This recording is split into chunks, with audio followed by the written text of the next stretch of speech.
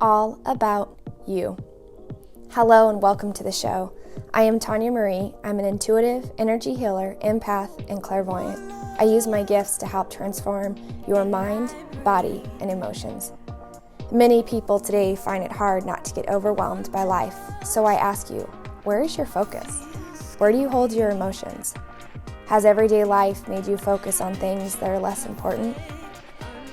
Every week, I will be helping my guests identify their stressors caused by block emotions that have manifested in the body. If you're interested in being a guest, please send an email to info@tawnyamarie.com.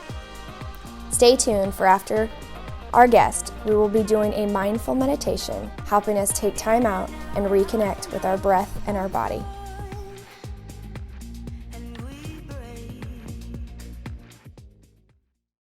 Good morning, and our guest this week is Eva. Thank you so much for being here. Thank you for being my guest.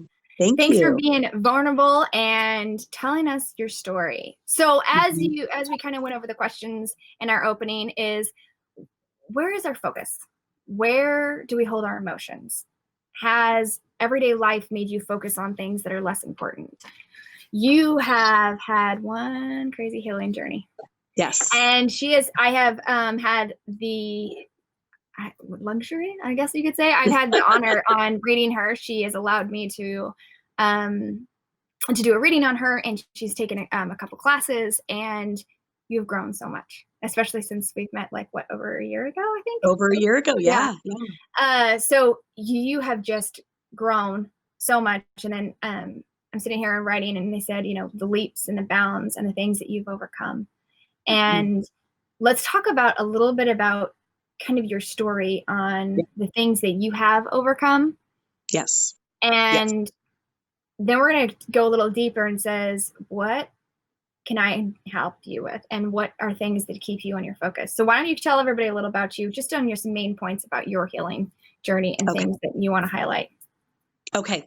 So my name is Eva, and I live in California, and I met Tawnya probably would have been about 14 months ago at a workshop she did out here in California for a friend of a friend here in town. And I am so grateful to have met Tawnya because it kind of started me on this new path that I'm on. And the reason why I went to the workshop was I'm almost 44, but when I was 40, I was diagnosed with stage 4 breast cancer. And at the time, I had an 8-year-old son and a 5-year-old son and a husband who I loved and still love very, very much. And I had a full-time career as a school teacher. One could say I just kind of had that sort of standard, straightforward, happy little life. And it was right before my 40th birthday. And I went in proactively for a mammogram because I was turning 40 and I thought I was being responsible and doing what I was supposed to do when I was turning 40 and get my first mammogram. And fast forward a week after that, and I was diagnosed with, at the time, stage 2 breast cancer. Obviously, I was shocked and blown away, couldn't believe this was happening to me. No signs, no symptoms, no family history, no reason to believe that this could have happened to me. And at the urging of my breast surgeon, she did a full body PET scan as part of her protocol just to sort of establish baselines for my treatment. And they found 3 metastatic spots on my liver. So I was instantly thrust from stage 2 breast cancer to now metastatic stage 4 breast cancer. And I had just turned 40 and I had these 2 little kids at home. Immediately quit my job to go on medical leave, started treatment. And what was so bizarre, aside from it being terrifying and horribly upsetting and tragic, and I mean, all the negative emotions you can imagine I was experiencing and then some. What was also very fascinating about my situation, and I was aware of it at the time, and I'm probably even more keenly aware of it in hindsight, was there was a strange calm that took over me when I started treatment, in that I almost felt like cancer was happening to me for a reason. And while I wasn't exactly sure at the time what the reason was, I felt Not like it was a gift, because cancer destroys so many people and families, and I can't equate cancer as being a gift. Right. But it can be an opportunity, and that's how I chose to view it. And I immediately radically changed every aspect of my life, my diet, the kind of supplements I started taking, exercise, and a lot of emotional and mental and spiritual changes. And while it's easier to look at your diet or your exercise routine as the big changes you went through, probably the most profound changes I went through were deep inside in my soul, in my spirit, because I was a very, very, very busy, distracted human being, and cancer took a lot of the external distractions away from me, and I was forced to sort of be with myself for the first time in a long time and really dig through a lot of the emotional crap that a lot of us carry with us in our lives. And I started meditating. I started going on long, long, long 2-hour walks, and it was almost like a walking meditation. And I would just think about all the things in my life. Um, because of course, when you get a cancer diagnosis, I think a lot can relate to this. You look for your whys, like, why did this happen to me? And I started reading a lot of books on the emotional triggers and emotional implications of cancer, particularly breast cancer. And there was a Chinese medicine book that I read right from the start. I got it from a good friend who also is very into this sort of stuff. And so many things popped out of the page to me that could this have been an emotional illness for me? It manifested as cancer, but could it have been more caused by trauma that I had either experienced as a child? I had a very rather normal childhood, but let's be honest, normal childhoods still can contain trauma. Could it have been trauma from past lives? I started talking to an intuitive medicine doctor, and she was starting to talk about past lives. And at the time I thought, what on earth is she talking about? I'm living my one life. There's no such thing as a past life. Right. But the more she started talking about it, the more I thought, my God, like, could that have set foundations for patterns I had when I was 6, 7, 8 years old? Yeah. So I just started on this journey. And after 3 months, I went to my first scan, and they noticed that over half the cancer was gone after the oral chemo treatment that I was doing, but also these life changes. And the cancer that did remain was pretty much dying, according to the PET scan. And by my 6-month scan, I was in a complete remission, no evidence of disease. And fast forward to now, come this March, I will be 4 years in remission from stage 4 breast cancer.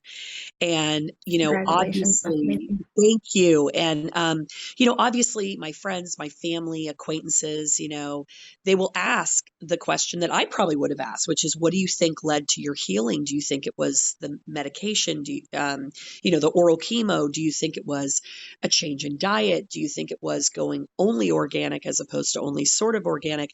And these are great questions. And of course, I don't really know. Right. My intuition tells me that it was the emotional and soul level healing that I had done and am still doing. And I don't know why I feel that way. No one has told me that, except I know, Tawnya, you've alluded to that. But it's like an inner voice. And I have noticed that since my breast cancer diagnosis and this healing journey that I've been on, I have become way more in tune with the universe, with signs,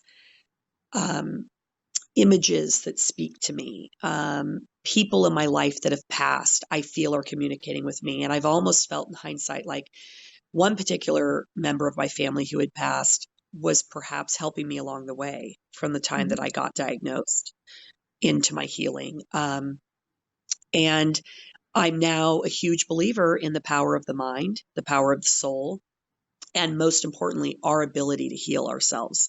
I do not believe that any of us are incapable of healing. I feel we all have it within ourselves, but I do feel that there there has to be a shift in your mind and in your heart and soul that believes in it first. And I think there's a lot of people who don't believe, and I don't judge them for that. I don't blame them. It's hard to step out of our literal world that we live in.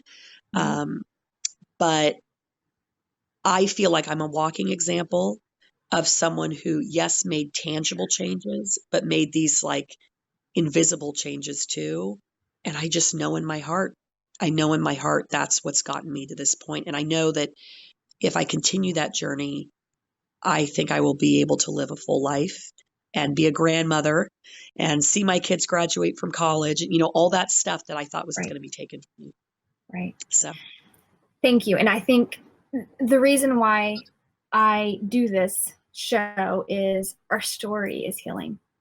Yep. The most powerful healing is seeing where we started and seeing the hurdle, the hill, and seeing how we overcome it and what led us to that. And you said there was just something inside of you. Yep.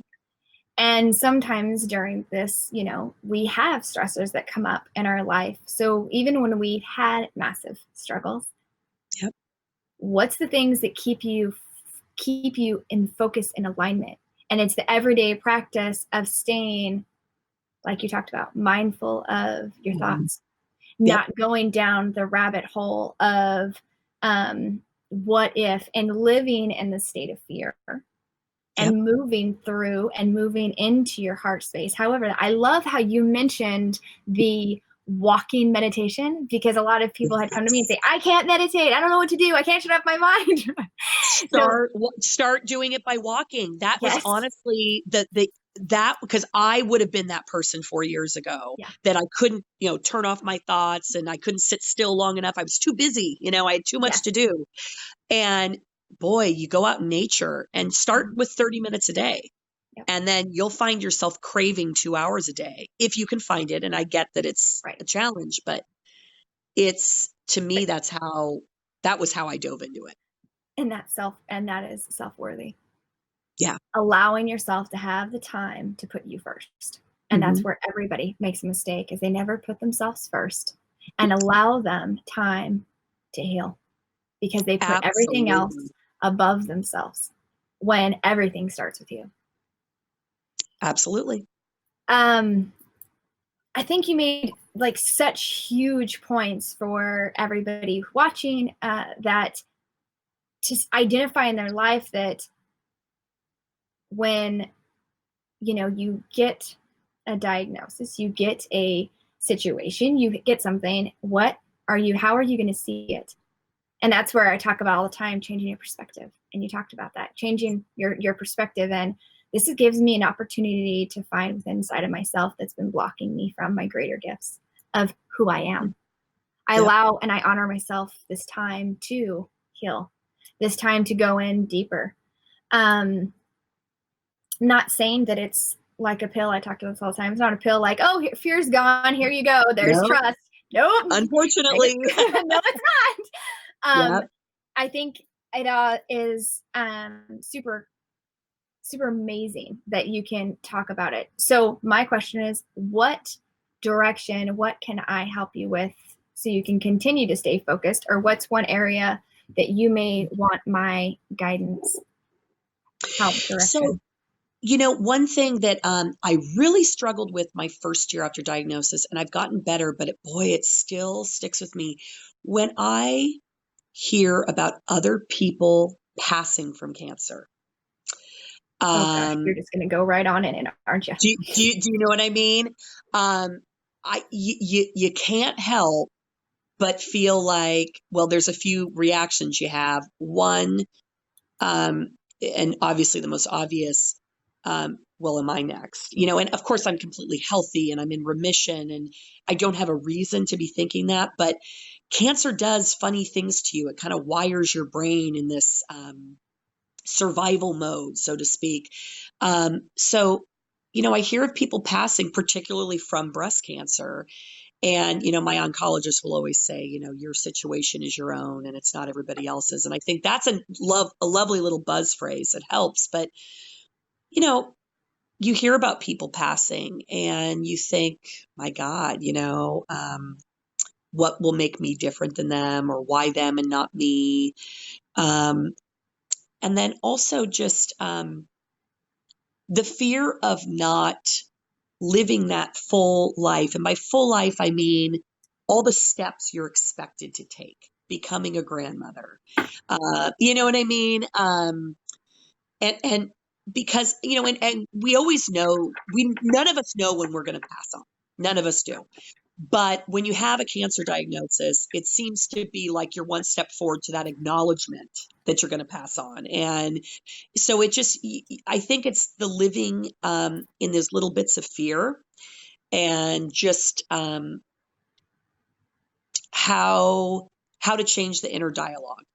Because again, like I said, I think it's your mindset that dictates your future. And those are probably the areas that I still have moments of vulnerability, for lack of a better way of putting it.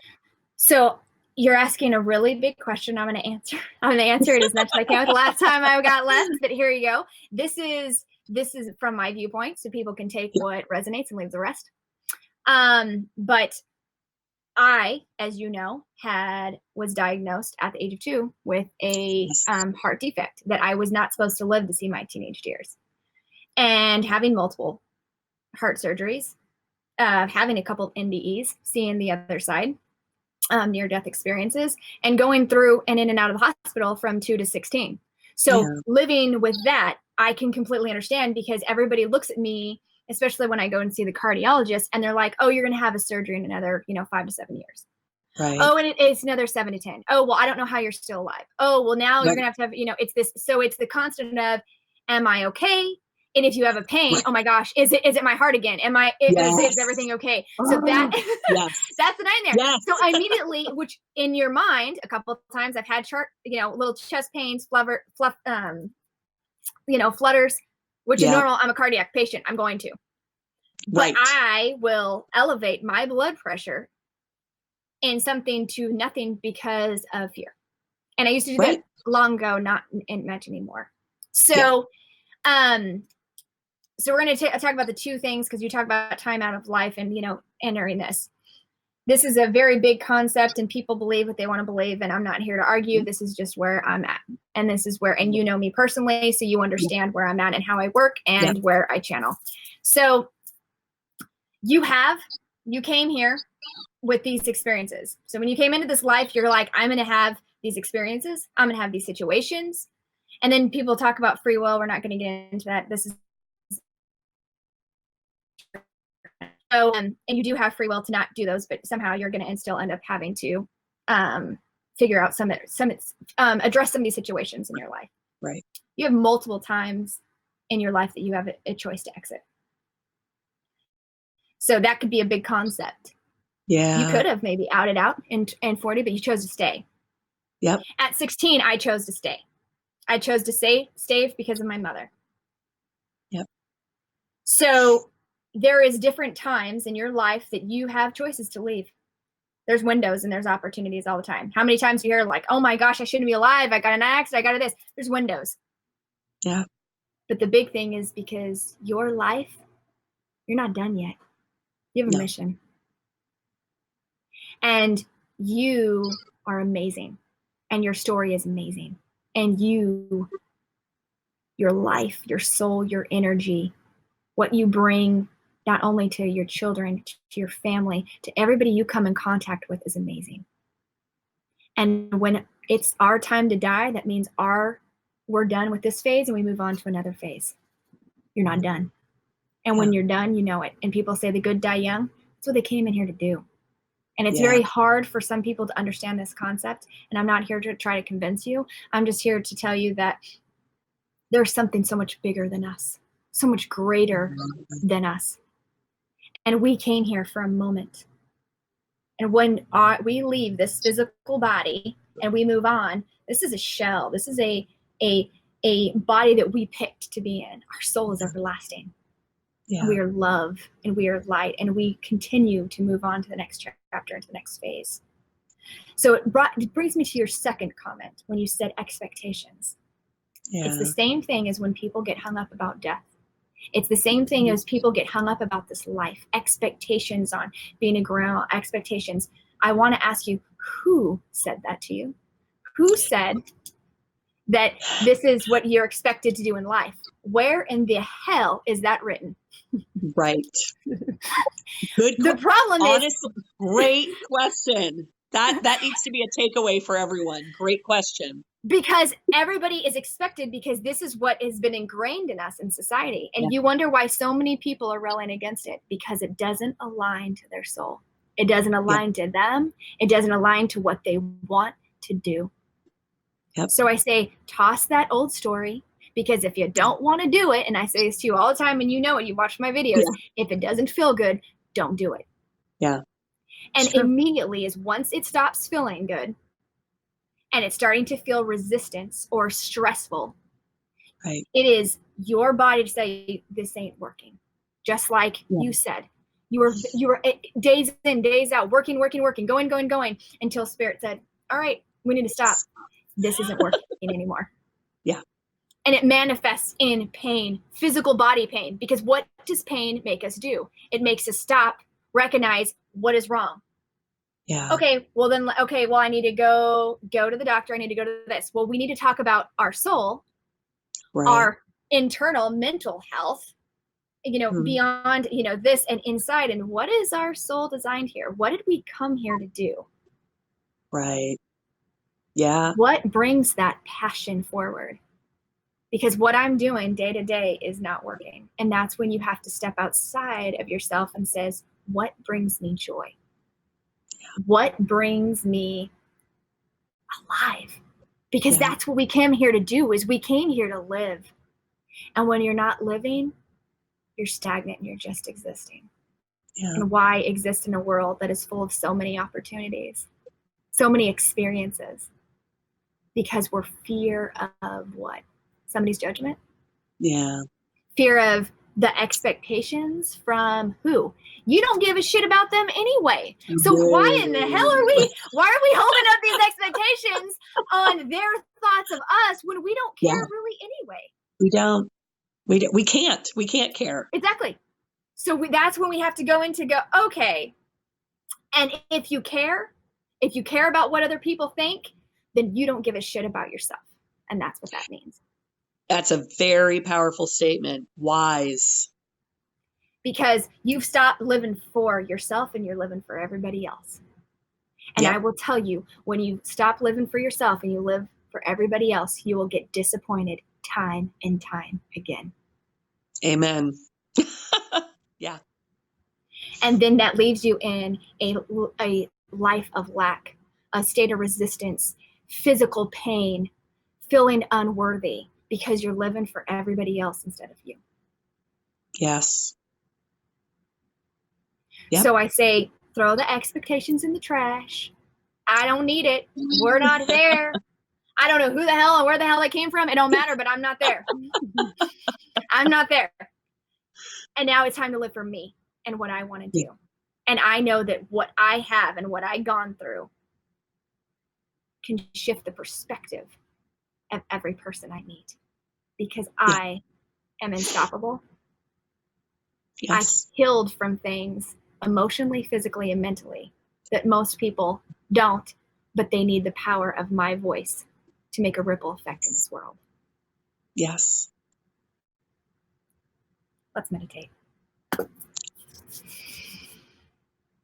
Let's close our eyes and just open up our palms, and we just are thankful and we're grateful for this time together. You're grateful for her story, for her life, for her family's sacrifice through her journey, for everybody who helped her, physical and non-physical, to move her into a place where she found her inner strength, where she found her beauty, where she found who she was again.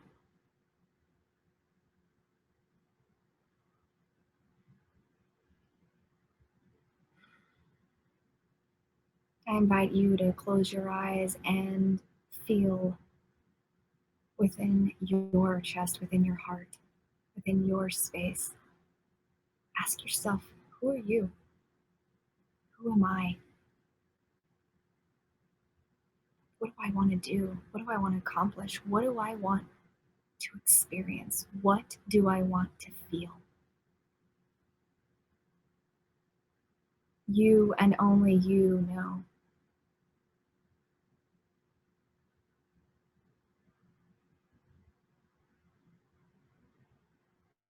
Your story and your life is beautiful. It is unique. If we were all made the same, this planet would be boring. We came here to live and experience and express.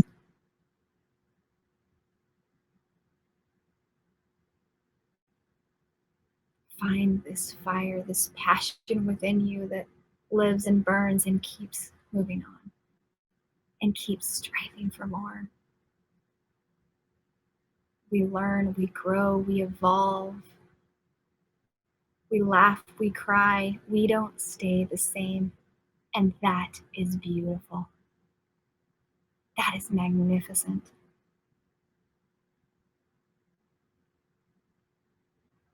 The more we get to know us, we fall deeper in love with self.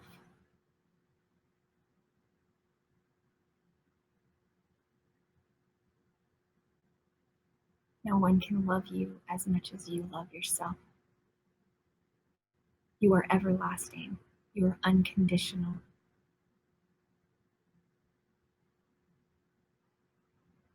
Now is the time for you.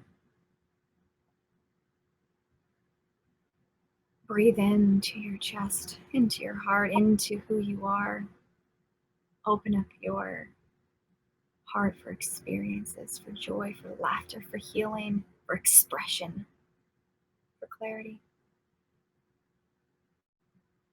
Fall into this love of you.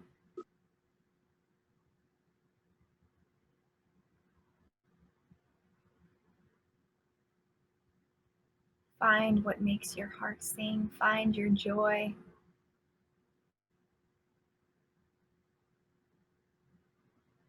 And just breathe. Accepting all of you for exactly who you are, because who you are is absolutely beautiful.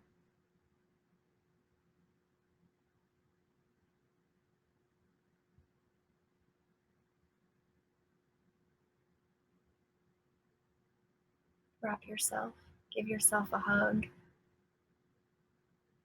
and know that you are absolutely amazing.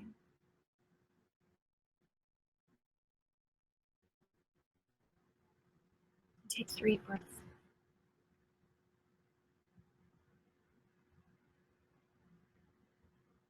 And when you're ready, you can open up your eyes.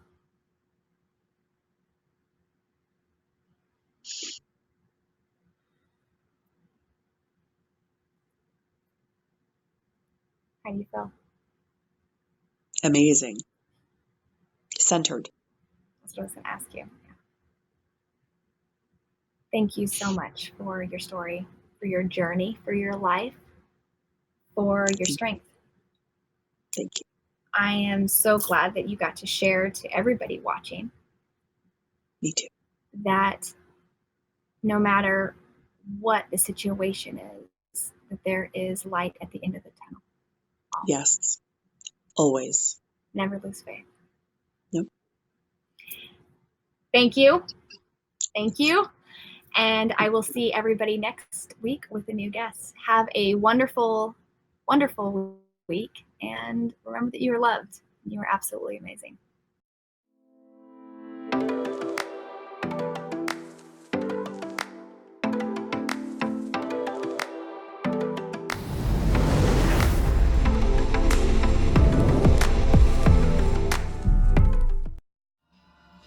Hi, I'm Dan Vega, and thank you for watching our channel. I want to take a second to tell you about a resource that's helping thousands of people across the country Blue University. Blue University is the premier online business school for entrepreneurs and business leaders. You know, if you find yourself in a day-to-day grind where you've lost your joy or you're just tired of struggling, then check out blue.university. That's BLU.university. I can promise that you receive nothing short of a multi-million-dollar education. And if you want a completely different life in 3 to 6 months and a way to create wealth in 5 years or less, then again, check it out. That's BLU.university. Find out why blue is the new color of success. Also, make sure to subscribe to this channel or to give us a good rating, but that's only if you see value. And when you do receive value, make sure to share it with someone else. Thank you very much, and we'll see you next time.